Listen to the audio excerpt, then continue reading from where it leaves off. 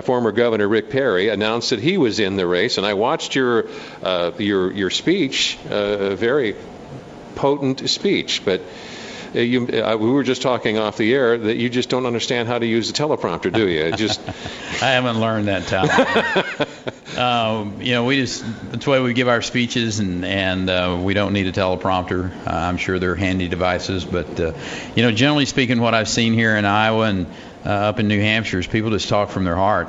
They're not talking off prepared text. Prepared text, fine. I give speeches like that from time to time, but people just want you to be direct and straight up and honest. And you didn't even read the daggone prayer that you did the other day. Yes, sir. I can still pray without a teleprompter. That's an unusual skill, isn't it? Yes, sir. Well, you had how many? 30,000 people down there? Yeah, 30,000 plus in Reliant. And it was just a great turnout, and our country's in trouble, and people, if they wanted to come, it was just basically an open invitation to come and fast and pray for our country, and 30,000 plus people decided that's what they wanted to do. So, and if it had only been me and a couple of ushers, Jan, we'd have still been there doing our business with God. So it was an interesting day, a very powerful day. Wasn't it? It was. I told somebody that was not there. They said, "What was it like?" What was it like there in Reliant Stadium? I said, "Well." The closest thing I can get to it is if you've ever been to a really big Billy Graham revival in a big Coliseum type setting. You cross that with a Texas Aggie football game. That's what it was like. It was electric. It was electric. Now I had we were sitting there watching that over the TV, and a lot of people were sitting around for various persuasions, and I was just kind of listening to people respond. Yeah. And one of the guys said, "Hey, he sounds like Bush too." And I don't know if we want Bush too. And I said, no, he doesn't sound like Bush too. Sounds like a Texan. Yeah. Bush sounds like a Texan. Right. And if you Bush sounded like he was from there, and this is how all Texans sound. Pretty much, we're getting to be such a melting pot now. People are moving in because we got such a great job climate, and we created more jobs than any other state in the nation. 40% of all the jobs created in America since June of 2009.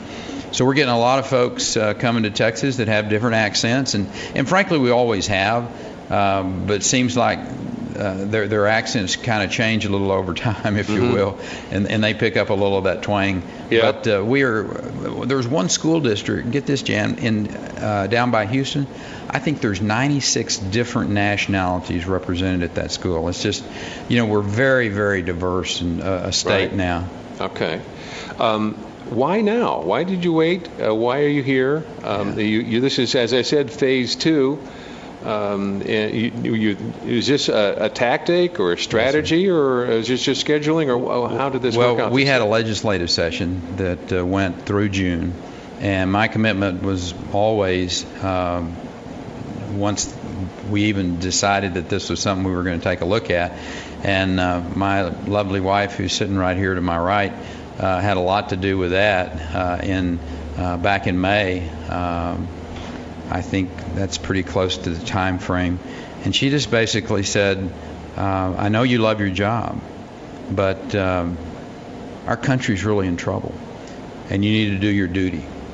And having been a former Air Force pilot, and I understand about duty, and I basically said, I can't sit on the sidelines and watch our country basically be destroyed economically and not be engaged. Just to keep Texas as a very vibrant economy, that's good, but the rest of this country needs the same type of economic opportunities, jobs created, getting America working again. And I just said, I'll think about it, and after that, I asked for the good Lord to, give me the courage that it would take to do this and calm my heart, and basically, I got the I got the right feelings that this was the thing to do, and people organically across the country rising up and saying, listen, we need somebody like you to run. So it became obvious to me that this was my calling. The people across this country were calling and saying, we want you in. We'll support you. We've been waiting for somebody that can ignite this country and ignite the Republican base, if you will, or for that matter, there's lots of Democrats out there that are out of work, that they're just looking for, they don't care what you initials behind your name. If you got a plan to get America working, they're going to vote for you. It's interesting to see what Iowa rewarded in the straw poll. Two almost identical votes, first and second place. Michelle Bachmann, number one, and just a squeaker right behind her was Ron Paul, fellow Texan. Yep. And I look at those people as the opposite side of the same coin. Michelle Bachmann, traditional moralities, a strong view of marriage, a strong definition of marriage, traditional individual. God and country, very much God and country. A Tea Party favorite who lobbied strongly against Obamacare. And then that's one side of the coin. The other side was Ron Paul, who was a limited government, strict constructionist, constitutionalist. His strongest suit is having an honest currency and real money, and making the federal the Federal Reserve accountable and getting in control of the printing press. Right. You put those two together, and you have a social movement. How would you put yourself in on that continuum? Where do you fit? And I think you basically described who I am in combination of those. I mean, it's all, I'm an Eagle Scout, so I'm all about God and country. Former Air Force pilot. I understand that this country is the greatest country in the world. The idea that we've got a president that's went on this worldwide apology tour for America was very offensive to me. America is exceptional. We've freed more people and we've created more wealth than any other nation in the world, and we need to continue to be telling that story. But we can't do either one of those if we don't first get America working again and get these jobs created. And that means lowering the taxes and regulatory climate that's fair and predictable, a legal system that doesn't allow for oversuing. Put those into place.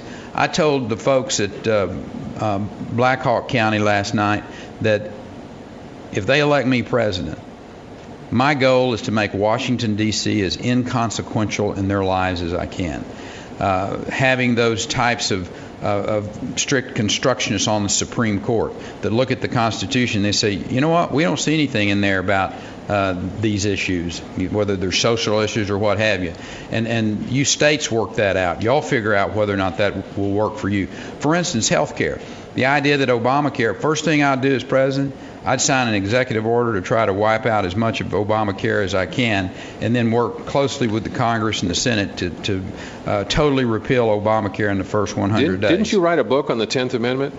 I wrote a book called Fed Up, and it has a good bit of conversation about the Constitution, the 10th Amendment. I'm a big believer in it.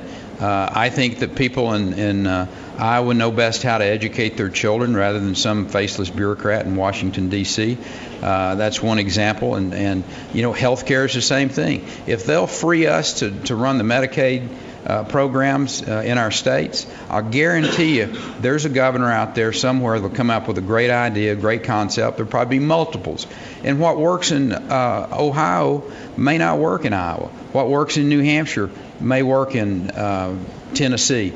But those picking and choosing and figuring out what works best for your state, rather than having this centralized, know-all central government, we got to get rid of that, and that's one of our great goals. Governor Rick Perry is here in the studio with us. As I was telling you, sir, before we got started, well before you even were announced candidate, or you were just mildly being speculated about, I was deluged with articles and internet stories about you, and the sky is falling, and you're this evil big government guy, big spending guy, part of the Eastern establishment, and there's a 14-point letter that gets circulated. I must have gotten 150 of those things. Yeah. I see that they are a little effective because a lot of my listeners are calling in with some of the points from those. Yeah. And since this is your first opportunity to talk statewide to Iowans everywhere who have getting those lists too, would you like? I think it would be a good idea just to address a lot of the malarkey that's been served up. Be happy okay? to. I mean, what the folks from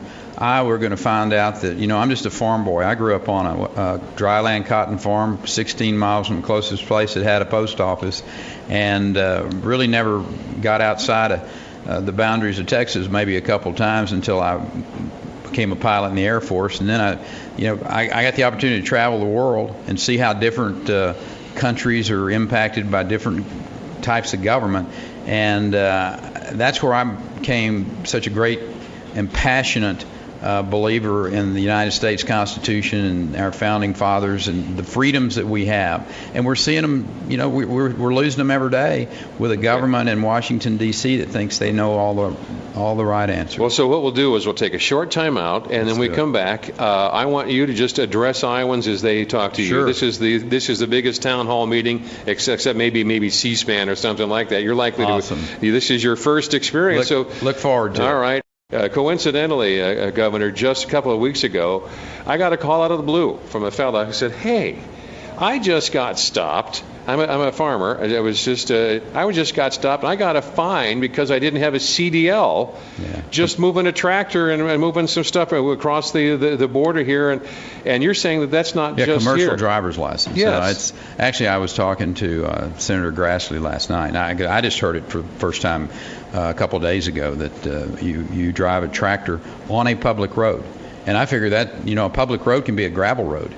Public road can be a farm to market road, just an asphalt road, and that's the problem that we're seeing out of this administration. From a regulatory standpoint, they're just they're choking America's economic future, and we're sending out a request today, sent a news release out asking President Obama to put a moratorium on all regulations. Now, he says he wants to study them and talk about them, but here's my message.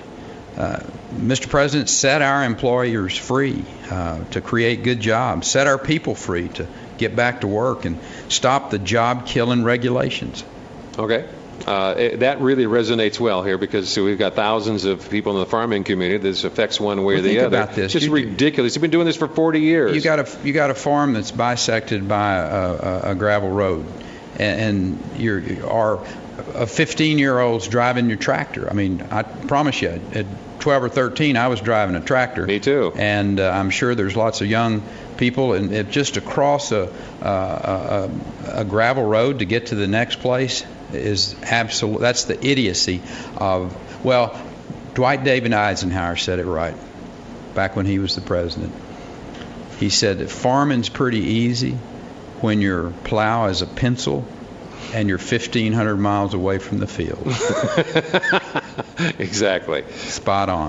Let's talk to as many people as we can. Let's go. And let's begin with Linda. Good morning, Linda. Good morning. Good morning, Governor Perry. Hey, Linda, howdy. How are you? Fine. Okay, I just want to give a quick background. Sure. There's a vaccine called Gardasil. Yes, ma'am. Which is given supposedly to prevent HPV infections, although it's been a devastating drug. It was fast-tracked through the FDA, like a lot of politically correct drugs are, and up to date, at least 89 girls have died from it, and it has caused strokes and devastating paralysis and neurological lifelong problems. And Governor Perry mandated that vaccine for all girls in Texas, I think age 11 and up. And Governor, you mandated that vaccine 3 days after Merck Pharmaceutical, which invented the vaccine, gave you a large campaign contribution. And then the Texas legislature didn't like you bypassing them, and then they overrode your mandate and undid it. So I'd like you to comment on that, please. Right. All right, thank you. And I'm one of the first to say that we didn't approach this issue right at all. Shouldn't have done it with an executive order. Should have worked with the legislature. And I'm not going to sit here on the phone and argue the scientific side of it. But the fact is, I hate cancer. I mean, my mother is a cancer survivor. So is my dad. We passed that same session of the legislature $3 billion worth of general obligation bonds to put into Texas institutes to find the cures for cancers. So my effort is to kill cancer. That particular issue was one that I readily stand up and say that I made a mistake on, and I listened to the legislature, and they said that they were going to, that was not going to occur, and I agreed with their decision. So, I don't always get it right, but I darn sure listen, and we're still going to be in the fight to find the cures for a lot of cancers in Texas, though. All right. Hey, thank you for your call. Thank you. This is Jim. Good morning, Jim. Good morning, sir. Good morning, Governor Perry. Hey, how are you, Jim? Oh, I'm fine, sir. Good on you. Listen, I got a couple of high school buddies that live down in Texas. Yes, one sir. in Tyler, one in a little place called Peaster out west of Fort Worth. Yeah, that's but, over. Both of them, a couple of years ago, it seemed like it was just hot under the collar about turning toll roads or taxpayer-built toll roads into or taxpayer roads, yes, sir, into toll roads. No, wait, let me finish. Yes, sir. Yes, sir. I was just helping you get the right terminology. Okay. I'm just wondering, what you think about that today, and what do you think the farmers and other people in Iowa would think about letting a Spanish company run a quarter mile either side of I-35 right up through Iowa? Yeah.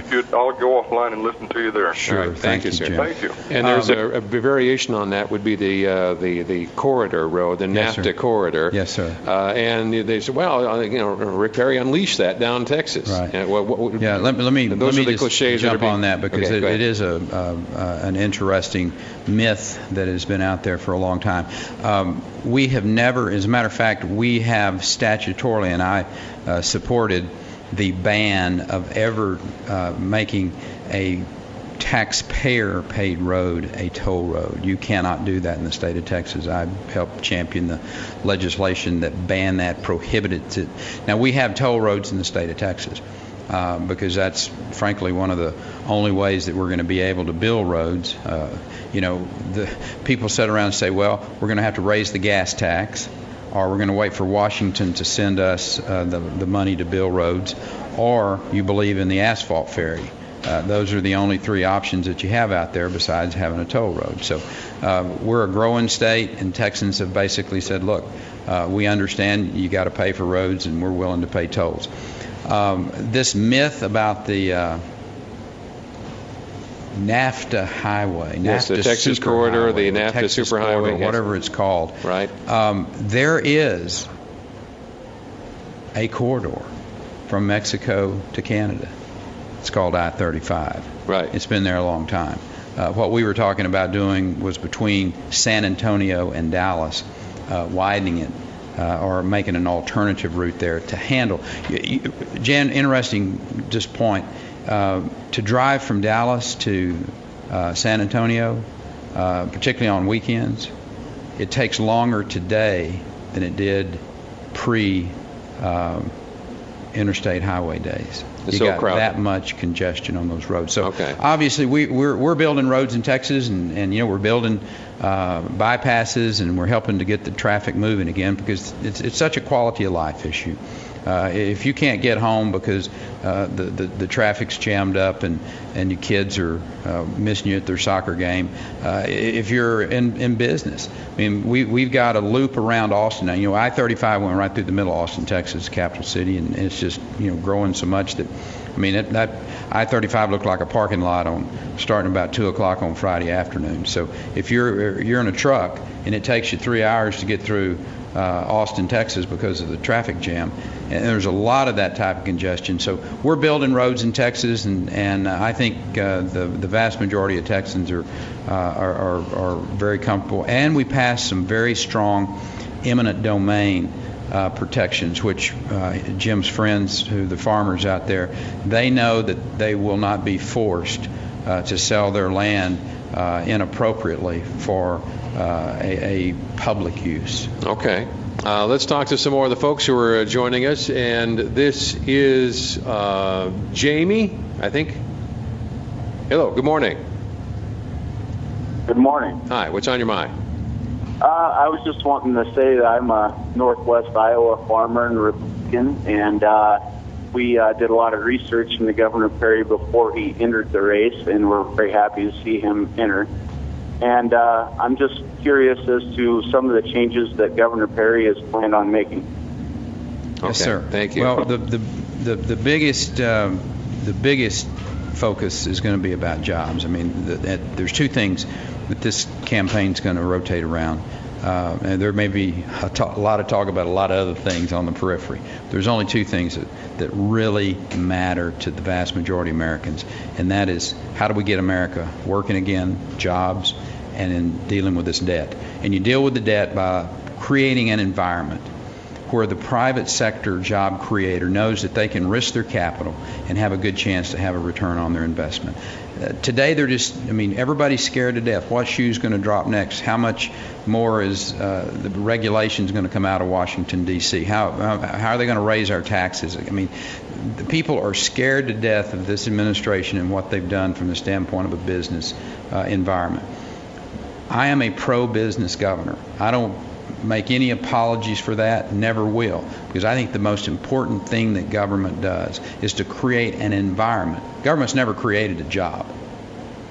Government can create an environment where you can have private sector job creation, or, as this administration is doing, create an environment that is anti-job creation. As a matter of fact, it is the most job-killing administration, certainly I think, in my lifetime. The talking heads this morning were talking about the Texas miracle, the Texas economy, and they said, well, Rick Perry's got a fortunate convergence of having all those military bases. He's got a bunch of oil coming out of the ground. Oil is way up, and that's providing a lot of wealth. He's got a lot of cheap labor that's coming in from across the border, and he's got all these government things too. So he's taking credit for stuff that's not really of his own making. So how would you address Let me some just of that? kind of start from the top. Oil and gas industry, even with these high prices, and we're proud to have the oil and gas industry, and we hope that I'll assure you that when I get to be sitting at the White House, we'll have regulations in place that actually promote the exploration for oil and gas, other energy sources which we're supportive of. They're going to have clearly a message for them to go try to make America independent. But the oil and gas industry in the state of Texas, as part of the gross state product, is still about the same as it was in 1984. We've really diversified our economy. Whether it's technology and Facebook, eBay, I can't tell you, Carl's Jr.'s, all of these companies have relocated to the state of Texas. And trust me, they didn't relocate to Texas for the weather we're having right now in July and August. They came to Texas because they are free from overtaxation, overregulation, over litigation. And that's what we want to do for America. And the idea that somebody's going to say that happened by accident or what have you, they're just ill-conceived notions, or they got a political reason to say it. All right. This is Bridget. You have a question for Rick Perry. Bridget? Yeah, Jan, thank you. You're a gem. Thanks for taking my call. I'm calling to see, I'm looking for a candidate that is actually going to walk their talk. So I want to know how Governor Perry justifies being at a Bilderberg meeting. And also in my research and reading, I've read that he is interested in joining Canada, United States, and Mexico and developing our currency as an Amero. That doesn't appeal to me at all. I think our sovereignty is very much at threat. I agree with you. That doesn't appeal to me at all either. And I have there's only one thing that you talked about there that it has any truth to it. I was invited by a person to go to a Bilderberg meeting, and I found it to be an interesting group of people. I have yet to figure out why they want to keep secret what they're talking about. I talked about the energy industry in America when I was there. And I hadn't been invited back, and that was 5 years ago, so I guess I didn't impress any of them. Well, the other part is, well, you were one of those guys that supported Al Gore at one time. You were his campaign chairman at one time. Yeah, this was the Al Gore before he invented the Internet and got to be Mr. Global Warming. This was you go back to '88, yes. and I was still a member. I never met a Republican until I was 25. I mean, I grew up in a part of Texas, very conservative Democrat, and right. We had liberals and we had conservatives, and that's kind of how everybody, that's how we all split up, and I grew up in a very conservative Democrat family. And in 1988, when you looked at the candidates, Al Gore was the most conservative Democrat that was out there. He was a very strong strategic defense initiative, the Star Wars guy, for defending Western Europe. And he, from purposes, from what we could see, he was the most conservative person on the ballot. Now, obviously, the Democrats chose somebody else, and by then, I'm starting to think that the Democrat Party truly had left me in my conservative beliefs, and so not only in 1988 did I vote for George H.W. Bush for president, I switched parties the next year, and when I did that, I made both political parties happy. Governor Perry, thank you for joining us this morning. You're welcome, you have to head on to another venue, and I appreciate you answering some questions, and welcome to Iowa, sir. Yes, sir. You brought some really great weather. You all have a beautiful state, and I'm enjoying every minute of it. Stop by and see us anytime you like. I'm figuring I may spend a lot of time up there. All right, God cool. bless you. Saw you really have a really fancy, nice bus. Well, that's a nice rig. That is an awesome truck, isn't it? I mean, bus. That's. I can't wait to get out there and go lots of places in it. Well, make a fuss. We appreciate it. We will, sir. We will. We'll be honest and loud and passionate.